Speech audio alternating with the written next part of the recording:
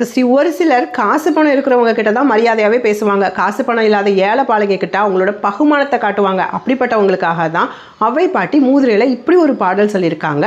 மடல் பெரிது தாளை மகிழினிது கந்தம் உடல் சிறியரென்றிருக்க வேண்டா கடல் பெரிது மண்ணிரு மாகா ததனருகே சிற்றூரல் உன்னிரும் ஆகிவிடும். தாளை மடல் இருக்கு இல்லையா, அது பார்க்குறதுக்கு அளவில் ரொம்ப பெருசாக தான் இருக்கும். ஆனால் குட்டி குட்டி மடல்களை உடைய மகிழம் பூ மலரோட வாசம் தாளை மடலை விட ரொம்ப அருமையானதாக இருக்கும், கமகமன்னு இருக்கும். இதே மாதிரி தான் இந்த உலகத்தில் 4/3 பங்கு கடலால் தான் சூழ்ந்திருக்கு. கடல் ரொம்ப பெருசு அப்படிங்கிறதுக்காக தாகம் எடுத்துச்சுன்னா அந்த உப்பு கரிக்கிற கடல் நீரையா தேட போகிறோம். நம்ம கடற்கரையில் இருக்கும்பொழுது பயங்கரமாக தாகம் எடுத்துச்சுன்னா ஓடி போய் பக்கத்தில் அந்த மண்ணில் ஒரு குழியை தோண்டி அந்த ஊற்று நீர் சுரந்து வரும் இல்லையா, அந்த மணலில் ஃபில்டராகி வர அந்த ஊற்று நீர் தான் ரொம்ப இனிமையாக இருக்கும், நம்மளோட தாகத்தையும் தணிக்கும்.